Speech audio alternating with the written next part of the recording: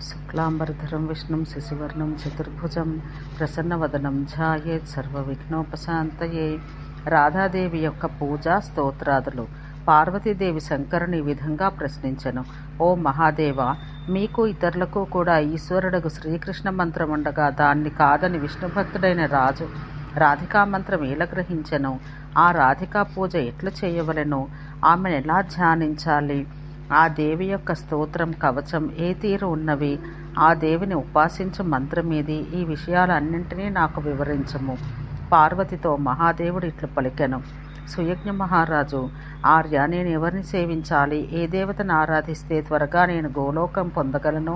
ఆ దేవతా మంత్రం నాకు ఉపదేశింపుడని బ్రాహ్మణుని అడగా సుతపుడను ఆ బ్రాహ్మణుడు శ్రీకృష్ణుని ఆరాధిస్తే అనేక జన్మలకు అతడు ఉండు గోలోకం చేరుకుంటావు. కానీ శ్రీకృష్ణునికి ప్రాణవల్లభాగు రాధికాదేవిని సేవించిన కృపామూర్తి అగు ఆ తల్లి యొక్క అనుగ్రహం వల్ల నీవు గోలోకం త్వరగా పొందుతావని చెప్పెను. తర్వాత ఆ మహారాజుకు షడక్షరమైన రాధికాదేవి మంత్రం ఉపదేశించెను.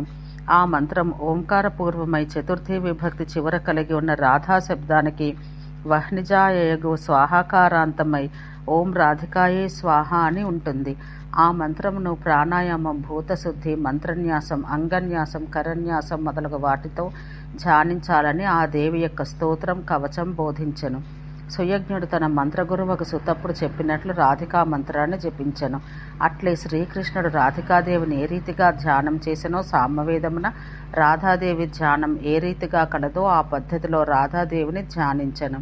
రాధాదేవి ధ్యాన శ్లోకంలో ఈ విధంగా వర్ణించబడింది: ఆ దేవి తెల్లని చంపక పుష్పముల వలె తెల్లగా ఉండును. శరత్కాలమందలి పూర్ణిమా చంద్రుని వలె నిండైన ముఖం కలది. ఆమె నేత్రాలు సైతం శరత్కాలమందలి పద్మాల వలె శోభించును. చక్కని నడుము, నితంబములు కలది. ఆ దేవి పెదవులు పండిన దొండపండు వలె ఎర్రగా ఉండును. ఆ దేవి దంతములు ముత్యాల వరుస వలె ఉండును. ఆమె ఎల్లప్పుడూ చిరునవ్వుతో ప్రసన్నంగా ఉంటుంది. భక్తులను అనుగ్రహించును. పరిశుద్ధమైన వస్త్రాన్ని, రత్నమాలలను, రత్న కేయూరాలను, రత్న మంజీరములను, రత్న కుండలములను ఆమె ఎల్లప్పుడూ ధరించెను.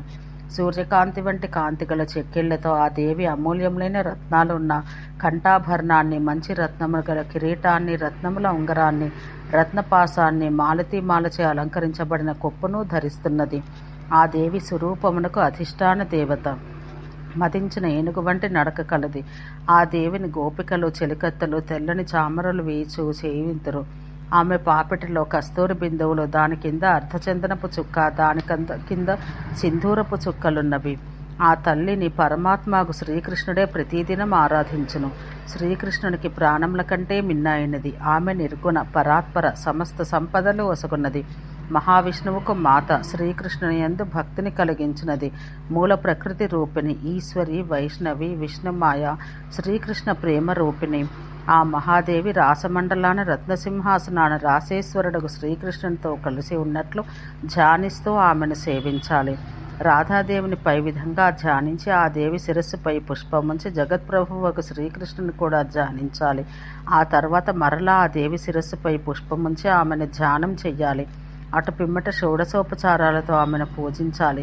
షోడశోపచారాలు ఏవనగా ఆసనం, వస్త్రం, పాద్యం, అర్ఘ్యం, గంధానులేపనం, ధూపం, దీపం, పుష్పం, స్నానం, రత్నభూషణాలు, అనేక విధాలైన నైవేద్యాలు, తాంబూలం, సువాసనలు గల జలము, మధుపర్కం, రత్నశయ్య అనేవి. వీటిని ప్రత్యేకంగా వేదమంత్రాలతో సుయజ్ఞుడు చేసెను. ఓ పార్వతి, ఈ షోడశోపచారాలు చేయనప్పుడు ఉచ్చరించాల్సిన మంత్రాలు వేదమున చెప్పబడ్డవి. అవి అందరికీ అన్ని సమయాలందు సమ్మతమైనవి. ఆ మంత్రాలు ఇవి: సింహాసన మంత్రం. ఓ రాధాదేవి, నేను సమర్పిస్తున్న ఈ ఆసనాన్ని విశ్వకర్మ మంచి రత్నములను కూర్చి అందముగా నిర్మించెను.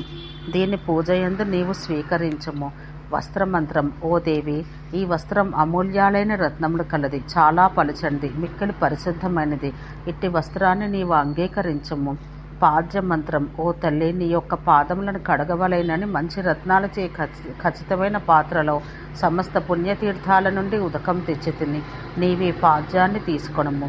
అర్ఘ్యమంత్రం. ఓ దేవి, నీకై దక్షిణావర్త శంఖమున గరిక, పుష్పములు, చందనములతో సువాసితమై పుణ్యతీర్థముల నీరు కావున పవిత్రమైన ఈ అర్ఘ్యమును స్వీకరించుము. గంధమంత్రం. భూమి యందు దొరుకుతున్న సువాసనా ద్రవ్యాలతో మిక్కిలి వాసన కలది, పవిత్రమైనది, మంగళ కార్యములందు అర్హమైన గంధమును ఓ రాధాదేవి నీవు గైకొనము. అనులేపన మంత్రం. కస్తూరి కుంకుమలు కలది, చిక్కనిది అగు ఈ చందన చూర్ణం మంచి సువాసన కలిగి ఉన్నది. దీనితో చేయు అనులేపనాన్ని ఓ దేవేసి నీవు గ్రహించము. ధూప మంత్రం. ఓ దేవి, ఈ ధూపం చెట్ల నుండి వచ్చు జిగురు, భూమిపై దొరుకు సువాసనా ద్రవ్యములు కలిగి నిప్పు వల్ల వెలువడుచున్నది. దీన్ని నీవు దయతో స్వీకరించము. దీపమంత్రం. ఓ పరమేశ్వరి, చీకటి యందు కలుగు భయాన్ని పోగొట్టున్నది, అమూల్య మణులు చే శోభిల్లు ఈ రత్నదీపాన్ని దయతో నీవు స్వీకరించము. పుష్పమంత్రం. ఓ పరమేశ్వరి, గంధము చందనాలు కలది చాలా అందమైన ఈ పారిజాత పుష్పాన్ని సమర్పిస్తున్నాను. దీన్ని నీవు ప్రతిగ్రహించము. స్నానీయ మంత్రం. ఓ దేవి, విష్ణు తైలం కలది, సుమనోహరమైన సువాసన గల ఉసిరిక పప్పు యొక్క పిండిని తెచ్చాను. ఈ నలుగు పిండిని నీవు స్వీకరించము. భూషణ మంత్రం. ఓ దేవి, నేనొసకు ఈ కేయూరములు, హస్తవలయములు మొదలగు భూషణములు అమూల్యమైన రత్నాలచే నిర్మితమైనవి. ఎల్లప్పుడూ శోభను కలిగించు వీటిని నీవు స్వీకరించము. నైవేద్య మంత్రం. ఆయా కాలములందు ఆయా ప్రదేశాలలో పండు ఫలమును, లడ్డూలు మొదలైన వాటిని, పరమాన్నమును, మృష్టాన్నాన్ని నైవేద్యంగా నీవు స్వీకరించము. తాంబూల మంత్రం. ఓ దేవి, ఈ తాంబూలం కర్పూరాది సుగంధ ద్రవ్యాలతో వాసన కలిగి ఉన్నది. రుచిగల ఈ తాంబూలం నీవు గ్రహించము. నైవేద్య మంత్రం. ఓ దేవి, రత్నపాత్రలో మనోహరమైన రుచి అయిన అన్నాన్ని నీకు నివేదన చేస్తున్నాను.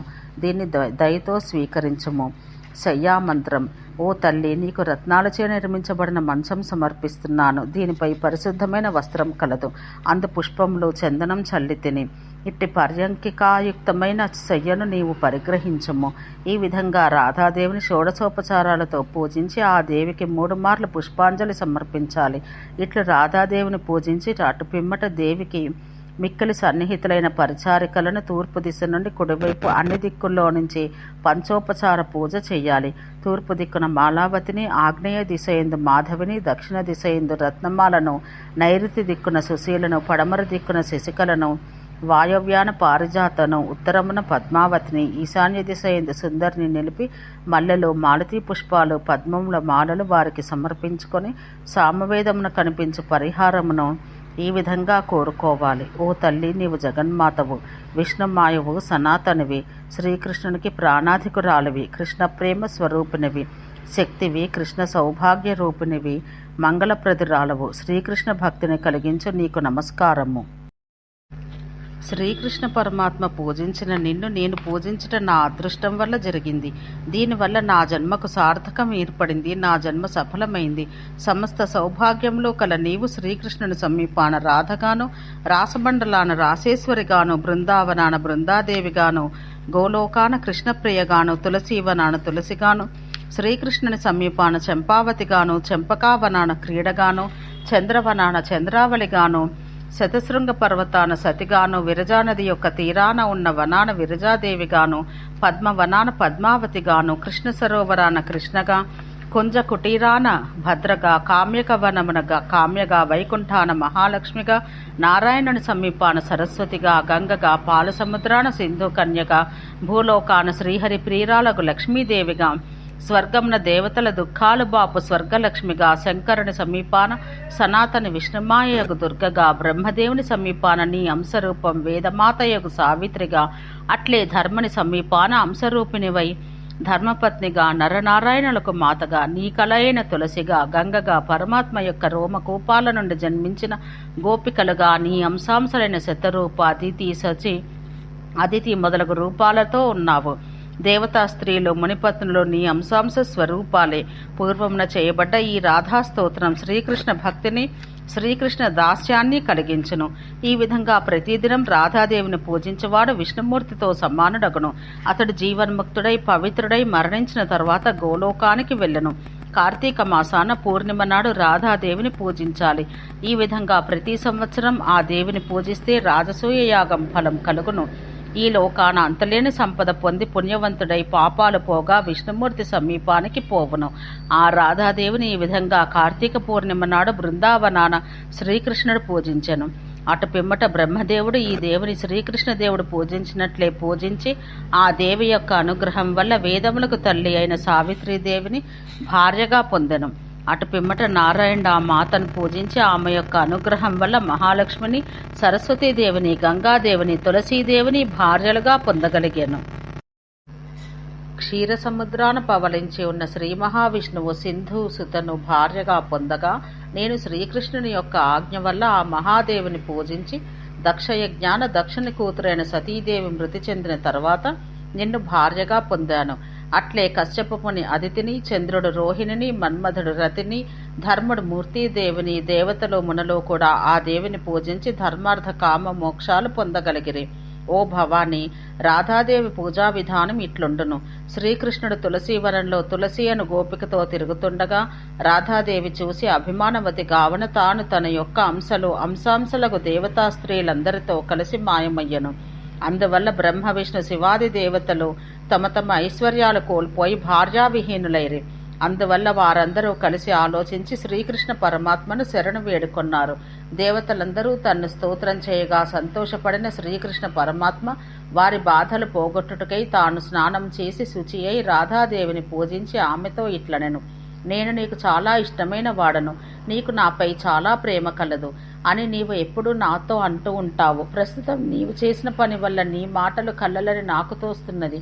అట్లే ఓ కృష్ణుడా, నీవు నా ప్రాణముల వంటి వాడవు, జీవాత్మవు అని ఎల్లప్పుడూ చెబుతావు. అవన్నీ అబద్ధాలనిపిస్తున్నాయి. ఓ రాధాదేవి, స్త్రీల మనసు కత్తి అంచువలే ఇతరులను బాధ పెట్టును అను నా మాట ఎల్లప్పుడూ సత్యమైనదే. నీవు నాకు ప్రాణాల కన్నా మిన్నాయన దానవు, నా పంచ ప్రాణాలకు అధిదేవతవు. నీవు లేక నా ప్రాణాలు ఎగిరిపోతున్నవి. ప్రాణాలకు అధిష్టాన దేవత లేక ప్రపంచాన ఎవ్వరూ జీవించరు. అట్లే నా ప్రాణాధిష్టాన దేవతవగు నీవు లేక నేను బ్రతుకుట దుర్లభం. నీవు మూల ప్రకృతి స్వరూపునివి, ఈశ్వరివి, శ్రీ మహావిష్ణువుకు తల్లివి. నీవు స్వయంగా నిర్గుణరాలవైనను నీ అంశ స్వరూపం చే సగుణగా కనిపిస్తున్నావు. నీవు జ్యోతిస్వరూపాన ఉన్నావు. నిరాకారమైనను భక్తులను ఎల్లప్పుడూ అనుగ్రహించుటకు ఆకారం ధరించావు. నీవు భక్తుల అభిరుచులను బట్టి అనేక రూపాలు ధరించావు. నీవు వైకుంఠాన మహాలక్ష్మిగా, మహాసరస్వతిగా కనిపిస్తున్నావు. పుణ్యభూమియకు భారత క్షేత్రాన నీవు సతీదేవిగా, పార్వతీదేవిగా, పుణ్యమూర్తి అయిన తులసిగా, సమస్త లోకాలను పవిత్రం చేయు గంగగా మారావు. నీవు బ్రహ్మలోకాన సావిత్రిగా, నీ అంశరూపంతో భూమిగా, గోలోకాన సమస్త గోపాలులకు ఈశ్వరివగు రాధగాను ఉన్నావు. నీవు లేకపోతే నేను ప్రాణములు లేనివాడను, ఏ పని చేయుటకు అసమర్థుడను. అట్లే శివుడు శక్తి స్వరూపునివి అగు నీ వల్లనే శక్తిమంతుడగుచున్నాడు. నీవు లేకపోతే అతడు శవం వలె సర్వశక్తులు కోల్పోవును. నీ వల్లనే బ్రహ్మదేవుడు వేదాలు దర్శించగలిగెను. నీ వల్లనే నారాయణుడు మహాలక్ష్మి సమేతుడై సమస్త లోకాలను రక్షిస్తూ జగత్పతి అయినాడు. ఆదిశేషుడు నీ వల్ల సమస్త లోకాలను తన శిరస్సుపై ధరించగలుగుతున్నాడు. అట్లే శివుడు గంగను ధరించి గంగాధరుడయ్యను. నీవున్నచో ప్రపంచమంతయు శక్తి కలిగి ఉండును. నీవు లేకపోతే ఇది శవం వలె సర్వశక్తులను కోల్పోగలదు. అట్లే నీ వల్లనే అందరూ భక్తులగుచున్నారు. నీవు లేనిచో అందరూ మూగవారవుతారు. కుమ్మరివాడు మట్టితో కుండలు చేయునట్లే ప్రకృతి రూపిన వగు నీ వల్ల నేను సమస్త సృష్టిని చేయగలుగుతున్నాను. నీవు లేనిచో నేను జడుని వలె శక్తినంతా కోల్పోతాను. అందువల్ల సర్వశక్తి స్వరూపిణి వగు నీవు నా దగ్గరికి రమ్ము. దాహక శక్తి లేక అగ్నిదేవుడు కాల్చలేడు. ఆ దాహక శక్తివి నీవే. అట్లే శోభాస్వరూపునివి అగు నీవు లేనిచో చంద్రుడు సుందరుడుగా ఉండడు. కాంతి రూపిణివైన నీవు లేనిచో సూర్యుడు కిరణాలు కోల్పోవును. అదేవిధంగా రతీస్వరూపిని వగు నీవు లేక మన్మథుడు కామినీ బంధువు కాజాలడు. ఈ విధంగా శ్రీకృష్ణ పరమాత్మ రాధాదేవిని స్తుతించి ఆమెను తిరిగి పొందెను. రాధాదేవి కనిపించగానే అంతవరకు అదృశ్యంగా ఉన్న దేవతా స్త్రీలందరూ కనిపించారు. అందువల్ల దేవతలందరూ శోభతో, శక్తితో, భార్యలతో కలిసి ఉండిరి. ప్రపంచాన స్త్రీలందరూ దర్శనముసగిరి. ఇట్లు గోలోపం గోపికా స్త్రీలచే నిండిపోయింది. రాజైన సుయజ్ఞుడు ఈ రాధాదేవిని ఈ విధంగా స్తుతించి గోలోకానికి వెళ్ళెను. శ్రీకృష్ణుడు స్తుతించిన ఈ రాధా స్తోత్రం ఎవరు పఠిస్తారో అతనికి తప్పక శ్రీకృష్ణ భక్తి, శ్రీకృష్ణ దాస్యం లభించగలదు. భార్యా వియోగ సమయాన ఈ స్తోత్రాన్ని 1 నెల వరకు వింటే, అట్లే భార్యారహితుడు, భాగ్యం లేనివాడు దీన్ని సంవత్సరం వరకు వింటే త్వరగా భార్యను పొందును. నేను కూడా దక్షయజ్ఞాన సతీస్వరూపిణి వగు నీవు చనిపోయినప్పుడు శ్రీకృష్ణ పరమాత్మ యొక్క ఆజ్ఞ వల్ల ఈ స్తోత్రం పఠించి నేను నిన్ను పొందాను.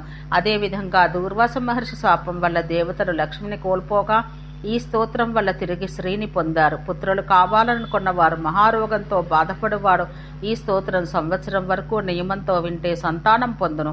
మహావ్యాధి నిర్ముక్తుడు కూడా ఆగును. కార్తీక మాసాన పూర్ణిమ నాడు రాధాదేవిని పూజించి ఈ స్తోత్రం చదివితే అంతులేని సంపదను, రాజసూయ యాగం వల్ల లభించే ఫలితము లభించను. స్త్రీలు ఈ స్తోత్రం వింటే భర్త వల్ల సకల సౌభాగ్యాలు పొందును, సంసార బంధం నుంచి విముక్తులగుదురు. ఈ స్తోత్రాన్ని ప్రతిదినం రాధాదేవిని పూజించి చదువువారు భవబంధంను ఛేదించుకొని గోలోకం చేరుకుంటారు. ఓం శాంతి శాంతి శాంతి.